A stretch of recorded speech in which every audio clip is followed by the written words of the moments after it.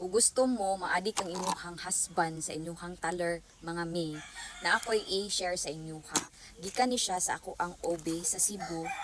Sa una rin ako ni siya guys nga ginagamit sa ako ang taler, and also guys, sharing is caring.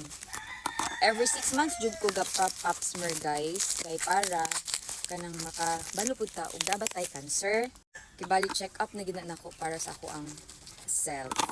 So, mo ni siya guys. So, mura ni iyang gihatag sa ako ang nakuan gyud niya. Abi ninyo guys, diri sa amo ang lugar wala ni siya diri agi baligya bisag asa nga pharmacy. Sa iya jud nako ni siya gina-order, and naundangan nako ni siya for like paghawa nako sa Cebu sa una, pag uli nako diri sa amo ang lugar, mga 5 years from now, ay 5 years ago, 5 years from now, 5 years ago, naundangan jud nako siya kay kana bitawng wala nako kabalo asa mo palit unya bisag unsaon ako pangita diri sa amo ang lugar, wala jud siya baligya. And nigamit ko og lain feminine wash guys, nigamit ko og lain kay lagi kuan kanang dili ko mabuhi ba og kanang wala ko pang taler na sabon.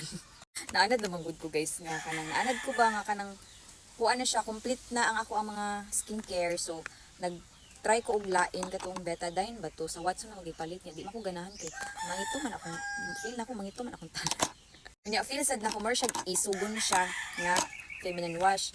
Kanira jud ang ako ang permi mahatag nga kanang if ever na mangutana bitaw mo mangutana sa ako unsa akong ginagamit sa ako ang taler guys, kay ambot pud moingon magid ang ako ang akong ex ang akong ex kay siya may nakabalo nga humot daw ang taler nato.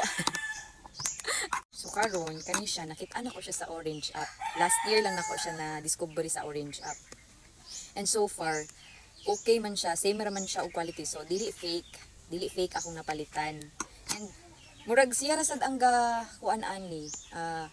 Siya ra pud ang nagbaligyan ni kay sa tanan pud siya pud ako nakitaan. So mura ni akong ginagamit sa akong taler guys. Di jud ako ni siya ipuli sa uban pa nga mga feminine wash kay grabe jud kay siya kanindot sa ako.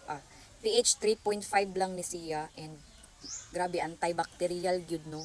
And guess what, if ikaw pod aside sa kanimong gamiton guys para humot imong taler guys, pag mangihi gani ka, pag mabasa gani ang inyong taler, gamit jud mo og kanang kay mo ni ang advice ako ang OB guys nga gamit jud mo og kanang kanang tissue. Pag human ninyo og kanang pangihi, gamit jud mo tissue. Dapat always uga ang inyong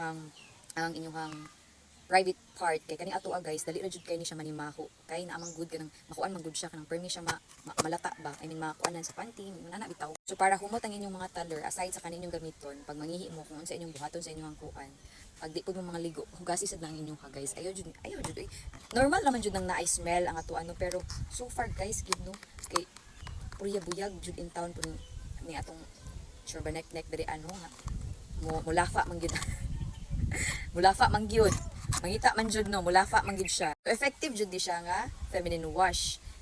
Gikan gid sa akong OB. Sa iya ra gani ko gapalit niya. Pasalamat na lang gani ko kay na discover na ko ni siya sa Orange app.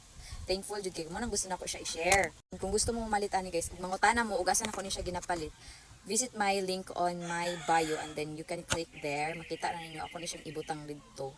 Kay sharing is caring man gid mga mami oy. Para pod dili lang pod ako ang kaunon, di ba? Dapat pod kamo pod kaunon sad mo sa inyong mga bana.